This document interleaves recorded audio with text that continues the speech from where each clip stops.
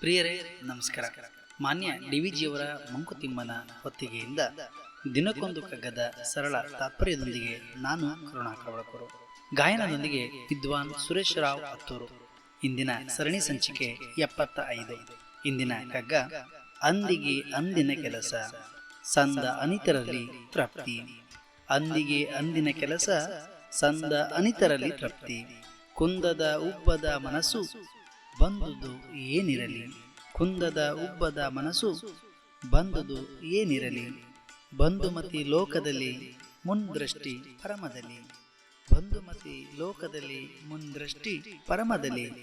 ಹೊಂದಿರಲು ಅದು ಪುಣ್ಯ, ಹೊಂದಿರಲು ಅದು ಪುಣ್ಯ ಮಂಕುತಿಮ್ಮ. ಅಂದಿಗಂದಿನ ಕೆಲಸ ಸಂದನಿತರಲಿ ತೃಪ್ತಿ.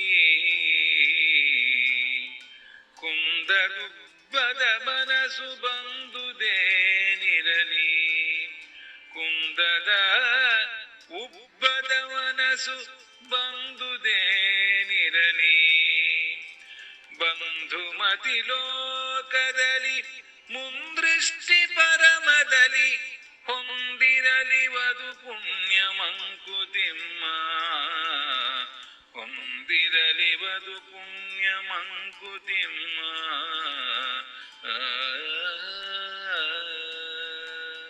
ಪ್ರಿಯರೇ, ಮಾನ್ಯ ಗುಂಡಪ್ಪನವರು ಈ ಕಗ್ಗದ ಮೂಲಕ ಮನುಷ್ಯರಿಗೆ ತಾಳ್ಮೆ ಇರಬೇಕು ಎನ್ನುತ್ತಾರೆ. ಅಂದಿಗೆ ಅಂದಿನ ಕೆಲಸ ಬಂದುದರಲ್ಲಿ ಮಾಡುವ ಮೂಲಕ ಸಂತೃಪ್ತಿಯನ್ನ ಪಡಿಬೇಕು. ಕಳೆದು ಹೋದ ಕಾಲಕ್ಕೆ ಚಿಂತಿಸಿ ಫಲವಿಲ್ಲ. ಬದಲಾಗಿ ಬರುವ ಕಾಲವನ್ನ ಸರಿಯಾಗಿ ಉಪಯೋಗಿಸಿಕೊಳ್ಳುವುದು ನಮ್ಮ ನಿಮ್ಮೆಲ್ಲರ ಕರ್ತವ್ಯ. ನಮ್ಮ ಕೆಲಸದಲ್ಲಿ ಪರಿಪೂರ್ಣತೆಯಿಂದ ತೊಡಗಿಸಿಕೊಂಡರೆ ಮನಸ್ಸು ಹಗುರವಾಗುತ್ತದೆ. ಆಗ ಕಾರ್ಯವು ವೇಗವಾಗಿ ನಡೀತದೆ. ಆದರೆ ಇಲ್ಲಿ ಮುಖ್ಯವಾಗಿ ಶ್ರದ್ಧೆ ಎನ್ನುವಂಥದ್ದು ಬೇಕಾಗ್ತದೆ. ಮಾಡುವ ಕಾರ್ಯದ ಫಲವು ಹೆಚ್ಚೋ ಕಡಿಮೆಯೋ ಹಿಗ್ಗದೆ ಕುಗ್ಗದೆ ಸಮಭಾವದಿಂದ ಸ್ವೀಕರಿಸಬೇಕು. ಸಿಕ್ಕ ಪ್ರತಿಫಲದಿಂದ ಸಂತೃಪ್ತಿಯನ್ನು ಕಾಣಬೇಕು. ಬಾಹ್ಯ ಪ್ರಪಂಚದಲ್ಲಿ ಅಹಂಕಾರವ ತೋರಿಸದೆ ಜಗತ್ತಿನ ಎಲ್ಲರೂ ನನ್ನ ಬಂಧುಗಳೇ ಎನ್ನುವ ಭಾವವನ್ನ ಬೆಳೆಸಿಕೊಳ್ಳಬೇಕು.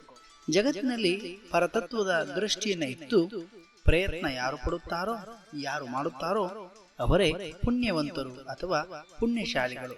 ಒಟ್ಟಿನಲ್ಲಿ ಈ ಕಗ್ಗದಲ್ಲಿ ಇಂದಿನ ಒತ್ತಡದ ಜೀವನದಲ್ಲಿ ಎಲ್ಲವನ್ನೂ ಕ್ಲಪ್ತ ಸಮಯದಲ್ಲಿ ಮುಗಿಸಬೇಕಾದಂತ ಅನಿವಾರ್ಯತೆ ಮತ್ತು ಸವಾಲುಗಳಿವೆ. ಅನುದಿನವೂ ಅನುಕ್ಷಣವೂ ತೃಪ್ತಿಯಿಂದ ಸೋಲು ಗೆಲುವುಗಳನ್ನ ಸಮಾನವಾಗಿ ಸ್ವೀಕರಿಸುತ್ತಾ ಸಂತಸ ಸಂಭ್ರಮದಿಂದ ಬದುಕಬೇಕು. ಪ್ರತಿ ಕ್ಷಣವೂ ಕ್ರಿಯಾಶೀಲತೆಯಿಂದ ನಾವು ಜೀವಂತವಾಗಿರಬೇಕು. ಏನಂತೀರಿ? ನಾಳೆ ಇನ್ನೊಂದು ಕಗ್ಗದೊಂದಿಗೆ ಬರುತ್ತೇನೆ. ಅಲ್ಲಿವರೆಗೂ ನಮಸ್ಕಾರ, ಶುಭ ದಿನ.